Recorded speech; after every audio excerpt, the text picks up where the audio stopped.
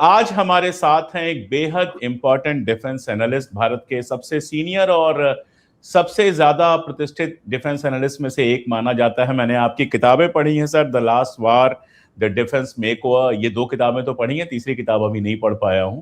और प्रवीण साहनी साहब लगातार इंडियन आर्मी से जुड़े रहे हैं और डिफेंस के मामले को लेकर लगातार लिखते और बोलते रहे हैं सोशल मीडिया पर। मिडिल ईस्ट वाला ये जो वार जब से शुरू हुआ है, वो कुछ बहुत इंपॉर्टेंट बातें लगातार कर रहे हैं अपने यूट्यूब चैनल पर भी और सोशल मीडिया पर भी। जिस तरह का माहौल बना हुआ है, वार मॉन्गरिंग का माहौल बना हुआ है, यहाँ भी कुछ लोग हैं जो डिफेंस एक्सपर्ट बन के आते हैं और दिन रात चिल्लाते हैं ये गिरा दिया, वो गिरा दिया। सर, जंग जो होती है, ये गिरा दिया, वो गिरा दिया, इसको मार दिया, उसको मार दिया, से काफी आगे की चीज होती है। और इस पूरी वार को, सवाल पे आओ इसके पहले, इस पूरी वार पर आपका एक टेक क्या है, मैं चाहता हूं वो आप एक बार दर्शकों के सामने रख दे। उसके बाद मैं सवाल जवाब कुछ लोगों से भी मैंने पूछे थे सोशल मीडिया पर। लेकिन पहले मैं चाहता हूं कि इस पूरे वार को लेकर जिस तरह से ये शुरू की गई, कितनी जरूरी थी, कितनी गैर जरूरी थी, किस तरफ जा रही है, इसके क्या असरात होंगे, मैं चाहता हूं आपका एक टेक पहले आ जाए। बहुत बहुत शुक्रिया फॉर इनवाइटिंग मी। देखिए, ये लड़ाई जो है, ये इजराइल की लड़ाई थी जिसमें अमेरिका आ गया है। ऐसी बात नहीं है कि अमेरिका जो है उसको कोई प्रेम है ईरान के साथ, क्योंकि अगर आप ट्रंप एडमिनिस्ट्रेशन की दिसंबर 2025 में नेशनल सिक्योरिटी स्ट्रैटेजी आई थी, उसको आप देखें तो उसमें साफ लिखा हुआ है कि अमेरिका का आज जो दुश्मन है वो एक ही उन्होंने दुश्मन बताया है और वो है ईरान। उन्होंने, ट्रंप एडमिनिस्ट्रेशन ने अपनी नेशनल सिक्योरिटी स्ट्रैटेजी में, जो कि व्हाइट हाउस निकालता है, उसमें चाइना को दुश्मन नहीं बताया है, मिलिट्री दुश्मन, सिर्फ ईरान को बताया है। तो इससे ये समझ में आती है बात, अगर आपका वही एक दुश्मन है दुनिया में तो आपको पूरी समझ होनी चाहिए थी दुश्मन के बारे में। उसमें कई चीजें होती हैं कि इसकी लड़ाई करने का हौसला क्या है, इसने क्या तैयारी करी होगी। और जब भी कोई लड़ाई होती है उसमें हम जिसे कहते हैं सेंटर ऑफ ग्रेविटी, मतलब ऐसी क्या चीज है एक लड़ाई की जिसपे अगर आपने कब्जा नहीं किया तो वो लड़ाई आपके हाथ से निकल जाएगी। वो सबसे इंपॉर्टेंट बात होती है। तो वो सब चीजें आपको पता होनी चाहिए थी, क्योंकि आपने लिखा है अपने डॉक्यूमेंट में। तो ये तो एक बात हो गई। अब ये जो लड़ाई है, अब जैसे कि सभी जानते हैं, ये अमेरिका की लड़ाई नहीं है। और आज जो उनका अपना बेस है अमेरिका में, जिसको हम मागा बेस बोलते हैं, वो भी यही कह रहा है कि हम ईरान इजराइल की लड़ाई क्यों लड़ रहे हैं। तो ये एक बात उठी है। उनके अपने डायरेक्टर है ये नेशनल काउंटर टेररिज्म के, जो केंट, वो रिजाइन कर गए हैं और उन्होंने भी यही कहा है कि हमें इस फिलहाल ईरान से कोई खतरा नहीं है और ये लड़ाई हमारी है नहीं, ये इजराइल की लड़ाई है। तो पहली बात तो ये हो गई कि आपकी ये लड़ाई नहीं है। आपने सेंटर ऑफ ग्रेविटी जो है उसको समझना चाहिए था। अगर आपकी लड़ाई नहीं भी है, वो इसलिए समझना चाहिए था क्योंकि आपने नेशनल सिक्योरिटी स्ट्रैटेजी में अपनी लिखा है कि जो ईरान है वो दुश्मन है अमेरिका का। तो इसकी जो बिंदु है, जिसको हम बोलते हैं लड़ाई का बिंदु, किसी भी लड़ाई का होता है, जिसको समझ के और उस पर सबसे पहले हावी होना जरूरी होता है, तो वो था स्ट्रेट ऑफ हॉर्मुज़। तो इनको पता होना चाहिए था कि स्ट्रेट ऑफ हॉर्मुज़ एक अकेली एक पॉइंट नहीं है, उसके साथ पर्शियन गल्फ है, उसके साथ गल्फ ऑफ ओमान है। अगर आप नक्शा देखिएगा तो पता चलता है कि पर्शियन गल्फ है, स्ट्रेट ऑफ हॉर्मुज़ है, वो सबसे तंग जगह है, और उसके बाद गल्फ ऑफ ओमान है। और 20% जो पूरी दुनिया का तेल है, ऑयल है, फर्टिलाइजर्स है, वो सब यहीं से जा रहे हैं। इसका मतलब इसकी इतनी ज्यादा अहमियत है। तो अमेरिका को पहले तो ये समझ में आना चाहिए था कि ये चीज है, अगर मैं इसको कंट्रोल नहीं करूंगा तो दिक्कत हो जाएगी, मेरे पास कितनी भी ताकत हो। तो वो भी इन्होंने नहीं किया। अच्छा, अभी क्या है कि अब बहुत साफ हो गया है कि इनको, जैसे 12 डे वॉर हुई थी, जब 2025 जून में हुई थी, जो लड़ाई इजराइल ने शुरू करी थी, वहां भी यही हुआ था कि सबसे पहले जो लीडरशिप है उसको मार दो ईरान की। अब भी उन्होंने यही किया। तो अब जो नेतन्याहू थे वो कन्विंस कर दिया उन्होंने ट्रंप को कि अगर हम टॉप लीडरशिप को हटा दें ईरान की तो ईरान गिर जाएगा और ईरान का भी वही हाल होगा जो वेनेजुएला में आपने मडोरो के साथ किया था। पर यहाँ तो बात थी ही नहीं, क्योंकि उन्होंने भी अपने सबक सीखे थे उस लड़ाई के, ईरान ने। और जैसे मैंने आपसे कहा, अगर आपका दुश्मन ईरान है, आपको पता होना चाहिए कि ये सेंट्रलाइज कमांड में काम नहीं करते। तो कहने का मतलब ये है, तीन बड़ी बड़ी बातें हैं जो कि इस समय अमेरिका के खिलाफ चढ़ी गई हैं इस लड़ाई में। मैं सिर्फ लड़ाई की बात कर रहा हूं फिलहाल। पहली बात यह है कि आपने जो मेन इशू था जिसपे आपको कब्जा होना चाहिए था वो आपने नहीं किया। वो कब्जा ईरान के पास है, जो कि ये Persian gulf, state of Hormuz और गल्फ ऑफ ओमान है, वो आपके हाथ से निकल गया। दूसरा, आपको ये नहीं पता था कि जो ईरान है उसने अपना कमांड एंड कंट्रोल को डिसेंट्रलाइज कर दिया है। एक यूनिफाइड कमांडर अगर आपसे उड़ा भी देते हैं, जो उन्होंने किया है, बहुतों को इन्होंने मारा है, पर वो बिल्कुल काम ठीक चल रहा है, तो ये भी आपको पता होना चाहिए था। तीसरा, आपको ये पता होना चाहिए था कि ईरान वो मुल्क है जिसने 8 साल की लड़ाई इराक के साथ लड़ी है, जो सालों साल डेकेड्स तक सैंक्शंस में रहा है, और आपको विल टू फाइट जो थी देश की वो समझ में आनी चाहिए थी कि 5000 साल की सिविलाइजेशन है, आपको वो भी नहीं मालूम। आप कैसे कंपेयर कर सकते हैं ईरान को वेनेजुएला के साथ कि हम उसको मार देंगे तो काम खत्म हो जाएगा? तो कहने का मतलब ये है, चाहे ये अमेरिका की लड़ाई नहीं थी, ये अमेरिकन जनरल्स की रिस्पॉन्सिबिलिटी थी, उनकी जिम्मेदारी थी, उनको पता होना चाहिए था ईरान के बारे में जो खास खास छोटी छोटी और जो बहुत अहम बातें हैं, छोटी दिखती है पर अहम है, तो ये इनको नहीं मालूम था। तो ये मेरी पहली टिप्पणी है इस लड़ाई के ऊपर। सर, ईरान को अमेरिका ने घोषित किया कि वो उसका इकलौता दुश्मन है, जबकि ये तय है कि ईरान के पास एटॉमिक पावर नहीं है। अब तो जो केंट ने भी बाहर निकलने के बाद कहा, तुलसी गबार्ड ने भी कल माना कि एटॉमिक पावर नहीं है। दूसरा ये कि उनकी बैलिस्टिक मिसाइल्स की रेंज इतनी नहीं है कि वो यूएस तक पहुंच सकें। और तीसरी बात यह कि उनके पास ऐसी नेवी भी नहीं है, उन्होंने बहुत बड़े जहाजों वाली नेवी नहीं बनाई है जो अमेरिका तक पहुंच सके और हमला कर सके। छोटे छोटे और बहुत तेज मूव करने वाले उनके पास नेवी के ऑपरेटर्स हैं। तो कैसे भी ईरान अमेरिका तक नहीं पहुंच सकता है। तो अमेरिका का सबसे बड़ा दुश्मन ईरान है, ये कैसे मान लिया जाए? और ये मतलब ये एक्सेस करने के पीछे क्या था? देखिए, इसमें ऐसा है कि जो अमेरिका की पूरी इकोनॉमी चलती है वो पेट्रो डॉलर पे चलती है। अमेरिका का आज जो नेशनल डेट है वो $40 ट्रिलियन है, जो कि पेट्रो डॉलर से उसका इकोनॉमी चलती है। और जो पेट्रो डॉलर है वो यहाँ से आते हैं, गल्फ से आते हैं। जो गल्फ की जितनी भी ये 6 किंगडम्स हैं जिसको हम गल्फ कोऑपरेशन काउंसिल बोलते हैं, तो उन्होंने पेट्रो डॉलर किया। और जो उनको सिक्योरिटी है, क्योंकि उनको अपना पेट्रो डॉलर कायम रखना है, तो अमेरिकन्स ने यहाँ पर उनको जो है हर जगह अपनी बेसिस बना दी। तो कहने का मतलब ये है, वो बेसिस जो अमेरिका सोचता था और जो जीसीसी मुल्क सोचते थे कि ये हमारी हिफाजत के लिए हैं, आज वो उनका सबसे बड़ा खतरा बन गया है।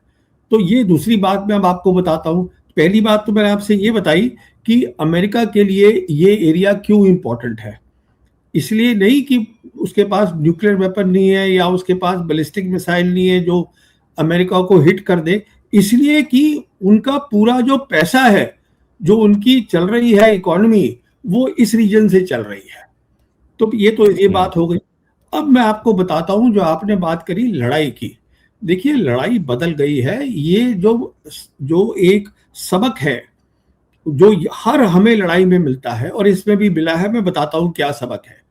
इस लड़ाई का सबसे बड़ा सबक जो है वो ये है कि लड़ाई बड़े बड़े जहाजों से, एयरक्राफ्ट कैरियर से नहीं होती। लड़ाई होती है, इन्होंने क्या किया है, अंडरग्राउंड टनल बनाए हैं। ये पर्शियन गल्फ में टनल बनाए हैं, गल्फ ऑफ ओमान में टनल बनाए हैं नीचे, क्योंकि ये पूरा जो है यहाँ पानी बहुत कम है। पर्शियन गल्फ जो है वो शैलो वाटर्स है, करीबन 200 मीटर की गहराई मैक्सिमम है यहाँ पर। तो उन टनल्स के अंदर इन्होंने अपनी वहां से क्रूज मिसाइल फायर करते हैं। इनकी छोटी छोटी सबमरीन है जिसको मिजिट सबमरीन्स बोलते हैं, जी। वो इस्तेमाल करते हैं, फास्ट बोट क्राफ्ट इस्तेमाल करते हैं। तो कहने का मतलब ये है कि आज की लड़ाई और ये लेसन जो है हिंदुस्तान की नेवी को भी समझना चाहिए, लड़ाई जो है वो पानी के ऊपर नहीं है, वो पानी के नीचे है, जिसको हम कहते हैं अंडर सी वॉरफेयर। ये दूसरी बात समझने वाली है। तीसरी बात समझने वाली ये है कि ईरान एक समझदार मुल्क है, तो उन्होंने ये देखा है कि कमजोरियां क्या क्या हैं। देखिए, जहां तक अमेरिका है, अमेरिका की क्या खास बात है, अमेरिका की पूरी ताकत जो है मिलिट्री की, वो उसकी हमेशा नुमाइश करते रहते हैं। अब हर ताकत में कमजोरी तो होती है, वो बिल्कुल सर। कमजोरियां इन लोगों ने पकड़ ली, इसीलिए हम कहते हैं एसिमेट्रिकल वॉरफेयर। तो आज जो है उनके पास कमजोरी उनको पता है, उन्होंने अंडर सी कर दी है पूरी अपनी, जो आप नेवी की बात कर रहे हैं। आज जो उनके दो एयरक्राफ्ट कैरियर हैं अमेरिका के, एक है वो अब्राहम लिंकन, वो शुरू शुरू हटा दिया था, वो वापस चला गया है। दूसरा जेराल्ड गेराल्ड फोर्ड भी वापस चला गया। उसमें भी कुछ आग वाग लग गई, पता चला वो भी पता नहीं कहाँ है, वो भी चला गया। तो वो लड़ाई, ये बातें तो हमको जो होते हैं मुल्क, उनको ये लेसन सीखने चाहिए, और हमारे एनालिस्ट को भी ये बातें समझ में आनी चाहिए फौरन कि लड़ाई क्या हो रही है। तो लड़ाई में खास बातें क्या होती हैं, मॉडर्न वॉर को समझिए आप, कैसे बदल रही है मॉडर्न, क्योंकि जब टेक्नोलॉजी आती है हर चीज बदलती है, आपका रहना सहना, सिविल लाइफ बदलती है। आज हमारे पास ये मोबाइल्स हैं, पहले मोबाइल्स कहाँ होते थे कुछ साल पहले। इसी तरीके से वॉरफेयर भी बदल रही है और बहुत तेजी से बदल रही है। दूसरा, जब आप लड़ाई में जाते हैं, उसकी जो मेन लड़ाई का जो आपके कब्जे में होना चाहिए, वो बिंदु क्या है, उसको पहचानना बहुत जरूरी होता है। इसी को हम कहते हैं आर्ट ऑफ जनरलशिप। जनरलशिप ये नहीं होता कि आप तख्ते लगा के अपने इधर उधर घूमते रहें, ये आपका काम होता है, जिसे कहते हैं आर्ट ऑफ वॉर। आप उस बात को समझिए। तीसरा, आपको ये समझना है कि अगर मुझे ये समझ में आ गया इसका बिंदु क्या है लड़ाई का, तो मैं दुश्मन की काबिलियत क्या है वो समझूं, और फिर उसके इर्द गिर्द मैं अपनी पूरी रणनीति बनाऊं। तो ईरान जो है एक ऐसा मुल्क है जिसको मालूम था कि मुझे खतरा है अमेरिका से, और आज उन्होंने दिखा दिया है कि वो लड़ाई लड़ सकते हैं। और सबसे बड़ी बात ईरान की क्या है, ईरान के लिए ये लड़ाई है सर्वाइवल की। इसका मतलब वो बहुत सारी दर्द और पेन ले सकते हैं, जो वो ले रहे हैं, जितना उनका नुकसान हो रहा है, जो भी जितनी ज्यादा बमबारी करी जा रही है इस समय, उनका लोग मर रहे हैं, इंफ्रास्ट्रक्चर, वो क्या कहते हैं, हॉस्पिटल्स में अटैक हो रहे हैं, तो वो सब वो पेन ले रहे हैं, वो लेने को तैयार है। इसलिए लेने को तैयार है क्योंकि आज जो है ईरान में ये बहुत साफ दिखता है कि हर इंसान जो है वो ईरान के लिए, जो ईरानी है वो ईरान के लिए लड़ेगा, जिसको हम वो बोलते हैं मार्टरडम हासिल करना। और एक मैं और बात बताना चाहता हूं आपके व्यूअर्स को, जो बहुत जरूरी होती है लड़ाई में। देखिए, एक चीज होती है जिसको हम बोलते हैं इंफॉर्मेशन वॉरफेयर। इंफॉर्मेशन वॉरफेयर का मतलब ये होता है कि आप बहुत सारी इंफॉर्मेशन गुमराह कर रहे हैं लोगों को, अपने या दुश्मन को, पर सच्चाई भी जरूरी होती है। आज ईरान क्या कर रहा है, वो सच्चाई कब बता रहा है, कुछ भी होता है वो फौरन बता देते हैं। इजराइल छुपा रहा है, इजराइल ने पूरी सेंसरशिप करी हुई है। तो इससे जब अगर आप दिखाते हैं तो आपको दुनिया को पता चलता है कि ये क्या कर सकता है, क्या इसके साथ हुआ है। तो ये भी एक जरूरी चीज होती है। तो मैं कहने का मतलब ये है, आज जहां तक लड़ाई का ताल्लुक है, पूरी जो रणनीति है, मुझे कोई शक नहीं है कहने का, मतलब I have no hesitation in saying कि ईरान अमेरिका से बहुत आगे है। इसीलिए मैंने 14th डे को ही कह दिया था अपने एक वीडियो में, America has already lost the war. अब हार चुका है।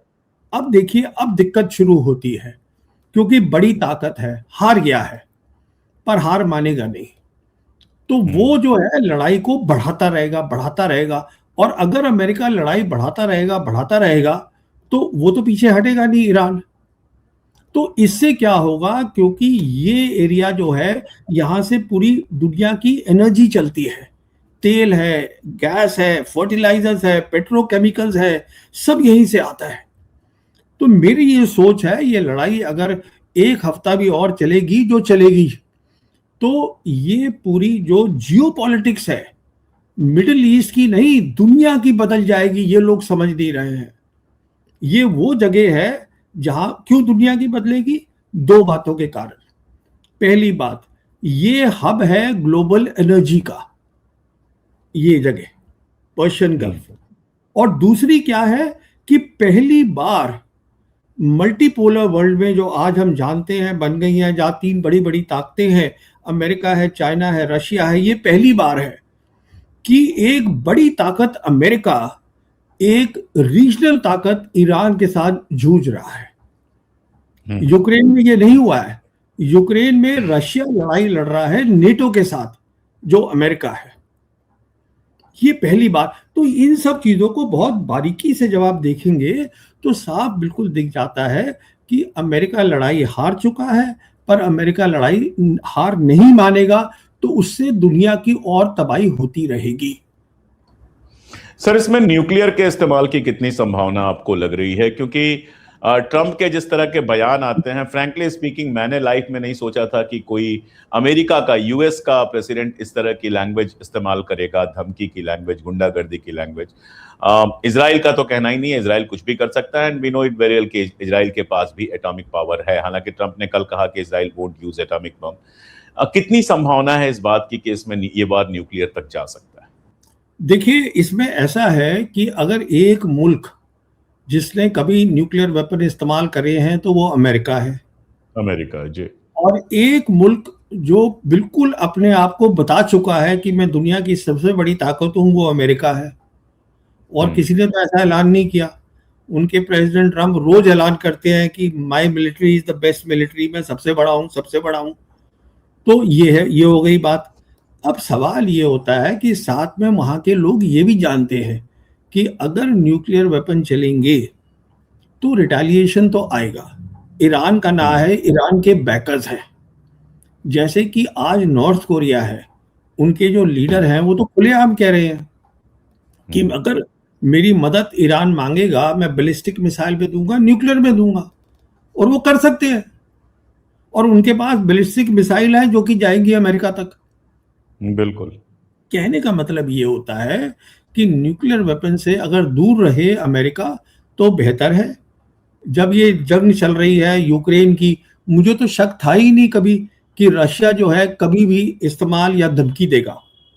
रशिया ने जो या नहीं, रशिया ने सिर्फ ये कहा कि अपनी हम न्यूक्लियर पॉलिसी रिव्यू कर रहे हैं। तो उन्होंने अपने कुछ जो है वो बेलारूस वगैरह में कर दिया, वो सब दूसरी बातें हैं। फिलहाल जो हम बात कर रहे हैं, तो कहने का मतलब ये है, इसमें कोई शक नहीं है कि अगर कोई इस्तेमाल कर सकता है देश तो वो ये है। पर क्यों इस्तेमाल नहीं करेगा, उसका कारण भी यही है कि आज पॉपुलैरिटी जो है अमेरिका की बहुत ज्यादा नीचे आ चुकी है। लोग खुलेआम वहां बोल रहे हैं ये हम क्यों लड़ाई लड़ रहे हैं जो हमारी नहीं है। तेल की और उनके ऑयल गैस की और फूड के प्राइसेस बढ़ गए हैं। तो कहने का मतलब ये है कि न्यूक्लियर वेपन अगर बाहर रहे इस इक्वेशन में तो बेहतर रहेगा, क्योंकि इसमें बहुत, इस लड़ाई जो है ये मिलिट्री लड़ाई नहीं है, इसमें बहुत सारे मुद्दे जुड़े हुए हैं। तो ये है सारी बात। इंडिया को सर कैसे देखते हैं? मतलब मेरे लिए ये बहुत आश्चर्यजनक था। मैं इंटरनेशनल में थोड़ा सा इंटरेस्ट रखता हूं, तो मेरे लिए बहुत आश्चर्यजनक था कि जब पूरा जंग का माहौल बना हुआ था, उस समय प्राइम मिनिस्टर वहां जाते हैं। कुछ एक आध एक्स डिप्लोमेट फ्रेंड्स हैं, उनसे मैंने बात की तो उन्होंने कहा कि देखो अशोक, कोई डिप्लोमेट इस समय ये सलाह नहीं देगा कि आप मिडिल ईस्ट में जाओ और किसी भी कंट्री, यहां तक कि ईरान या इजराइल, किसी के साथ जाकर ऐसे उनके नेसेट से या संसद के अंदर से ये कहो कि हम तुम्हारे साथ हैं। ये सब बातें फोन पे हो जाया करती हैं, ये सब बातें बैक चैनल से हो जाया करती हैं। फ्रंट में जंग के टाइम में दुनिया में ऐसा एग्जाम्पल नहीं है कि इतनी इंपॉर्टेंट कंट्री का प्राइम मिनिस्टर कहीं जाए और इस तरह की घोषणा करे।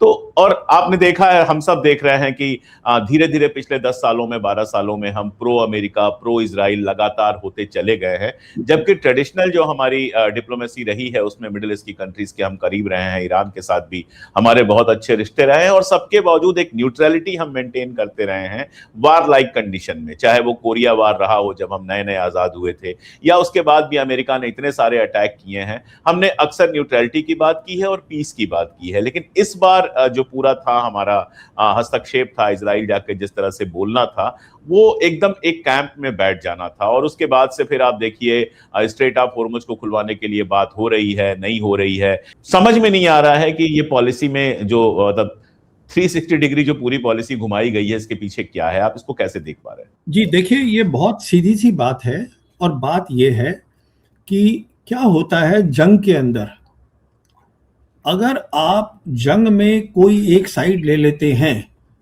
तो आप जंग का हिस्सा बन जाते हैं। उसके बाद जो हम बोलते हैं ना स्ट्रेटेजिक ऑटोनॉमी, हमारी स्ट्रेटेजिक हेजिंग, उसका कोई अहमियत नहीं रहती। हमने क्या किया है अपने वक्त के साथ, जब से मोदी सरकार आई है, हमने पूरी एक साइड ले ली है। और एक साइड का जो लास्ट जिसे कहते हैं ना, वो straw on the camel's back, वो था प्रधानमंत्री का 25 फरवरी को इजराइल जाना। जी। तो हमने जब ये साइड ले ली तो हम जंग का हिस्सा बन गए, बात खत्म हो गई, तो हमारा रोल खत्म हो चुका है उसके बाद। पहली बात तो ये है। और यही बात जो है, ये एक ईरानियन है जिनका नाम है मोहम्मद, बहुत प्रोफेसर है वो ईरान में। हाँ जी। बहुत समझदार इंसान है और बहुत समझदारी की बातें करते हैं, मैंने सुना है उनको। उन्होंने ये कहा है कि इंडियन प्राइम मिनिस्टर का वहां जाना एक बहुत गलत, इट वाज अ मिसकैलकुलेशन, एक बहुत गलत स्टेप था। वो इसीलिए उन्होंने कहा है कि हम क्या देखिए, ईरान जो है ये बिल्कुल क्लियर था कि ये लड़ाई जब लास्ट ईयर जब 12 डे वॉर हुई है, उसके बाद ये क्लियर था कि किसी ना किसी तरीके से नेतन्याहू ट्रंप को लड़ाई में ले आएगा। तो हमने उससे कोई नसीहत सीखी ही नहीं, और हमने अपनी साइड, हम किस साइड पे हैं वो बता दिया है। अब हमारा रोल जो है इस लड़ाई में, अब हम कुछ भी बोलते रहे हम मीडिएटर बन सकते हैं, आप मीडिएटर भी नहीं बन सकते क्योंकि आपने साइड चुन ली है, आप कैसे बन जाएंगे मीडिएटर? तो ये दिक्कत है सारी।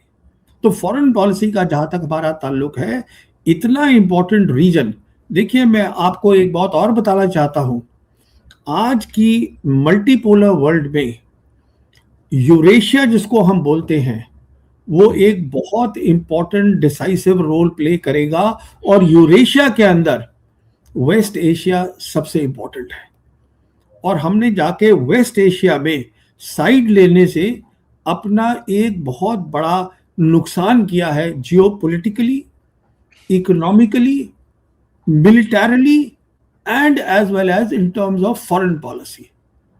तो मुझे समझ में नहीं आता है कि कौन सलाहकार है प्रधानमंत्री के, पर चलिए वो उनकी सोच है, उसमें हम क्या कर सकते हैं।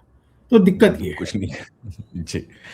एक चीज सर समझ में नहीं आती है कि लास्ट टाइम जो आप 12 रोजा जंग की बात कर रहे थे, 12 डेज वार की बात कर रहे थे, या इस बार वार शुरू होती है और इंपॉर्टेंट लोगों को बड़े आराम से इजराइल टारगेट कर लेता है। लास्ट टाइम भी कई सारे साइंटिस्ट को, कई सारे सीनियर लीडर्स को, इस बार अली खामनेई साहब को मार दिया, उसके बाद अली लारिजानी साहब को मार दिया, और भी 3-4 मिनिस्टर्स को मार दिया, सीनियर ऑफिसर्स को मार दिया।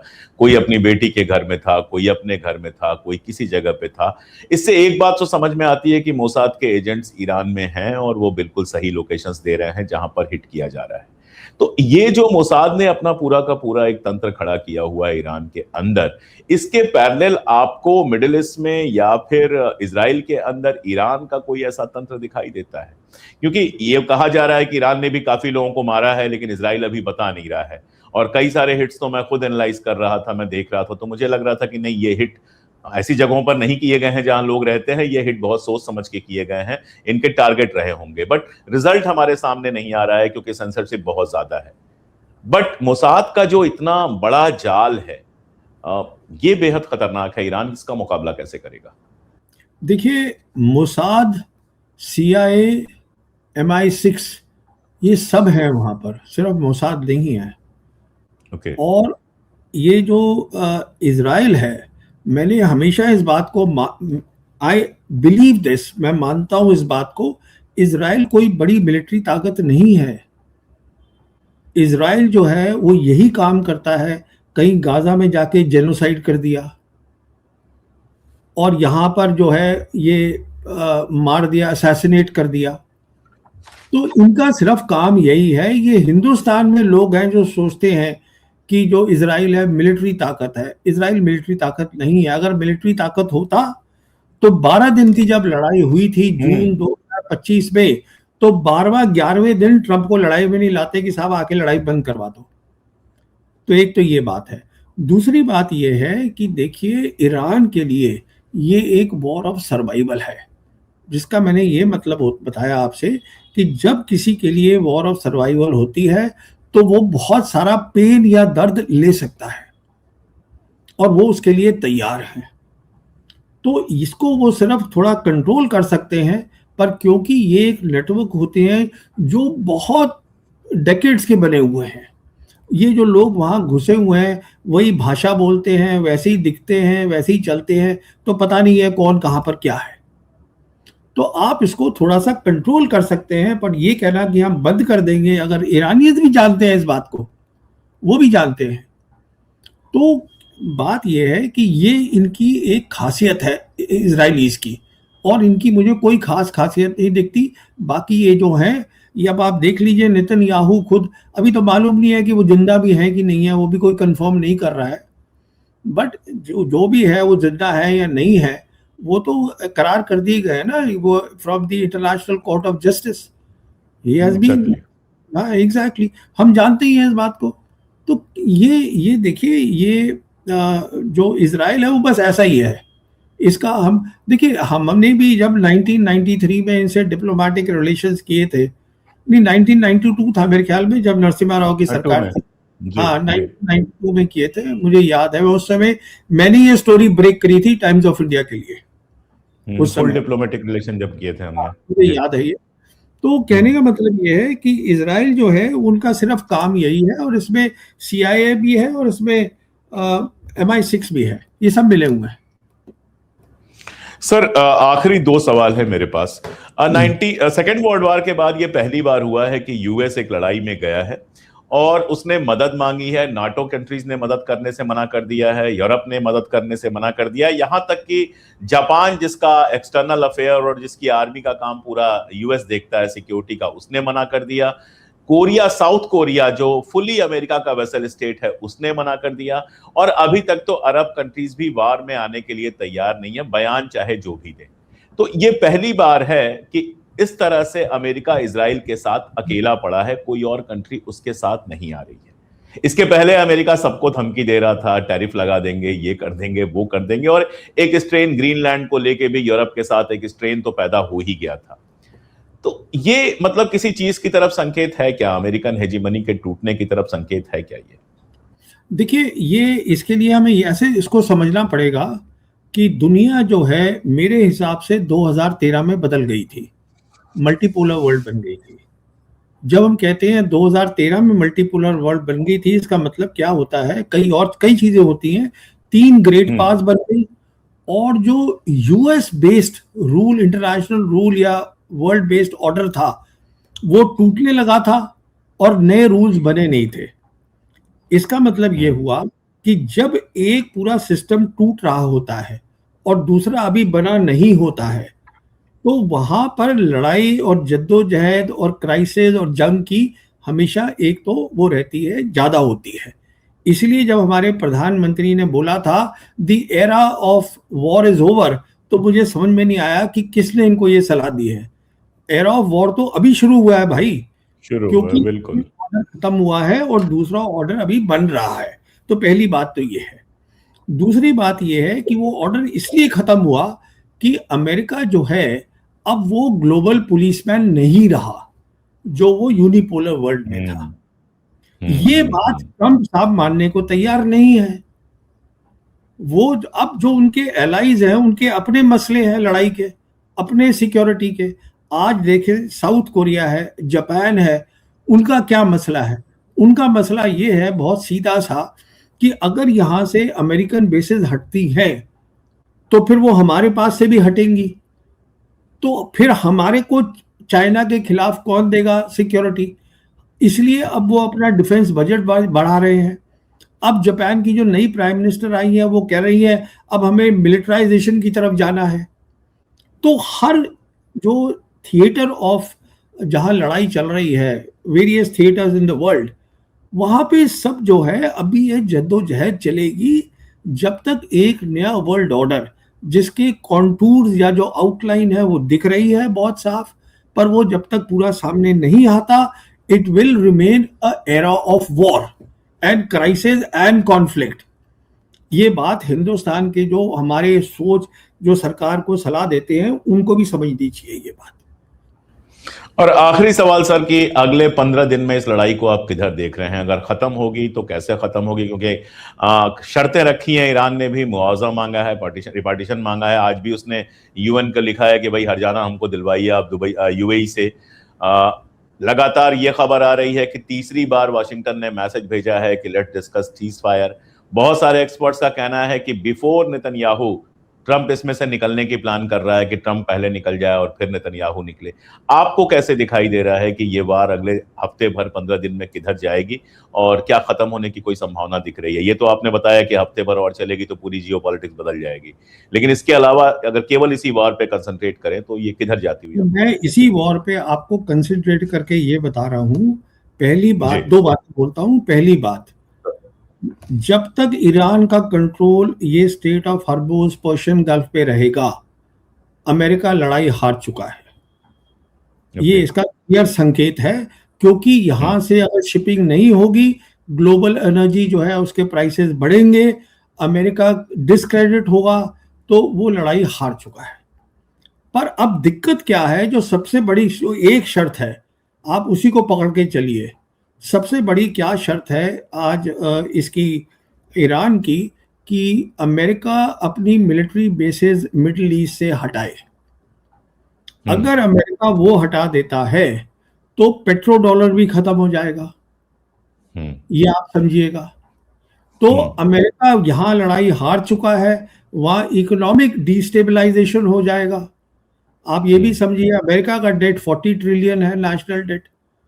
तो कहने का मतलब ये है कि अगर आज अमेरिका चाहे भी तो हारी हुई लड़ाई से भी बाहर नहीं आ सकता, ये सिचुएशन है। तो वो लड़ाई लड़ेगा और ये लड़ाई बढ़ाता रहेगा, क्योंकि आज जो है, और यही कारण है कि जब एक बाकी मुल्कों की समझ में आ जाती है बात ये, तो वो उसकी मदद के लिए नहीं आएंगे। अब ट्रंप कुछ भी बोलते रहे कि मैं भी मदद नहीं करूंगा, तो आप मदद मत करिएगा, वो यूक्रेन का मसला भी जल्दी से हल हो जाएगा। फिर उसमें क्या रहा है, ज़ेलेंस्की क्या कर लेगा? कुछ भी नहीं। तो ये सारी दिक्कत है। एक हारा हुआ ग्रेट पावर बहुत खतरनाक होता है, तो वो उस स्टेज पर है। ताकत है पर लड़ाई हार गया है। दिक्कत यहां सारी ये आ रही है।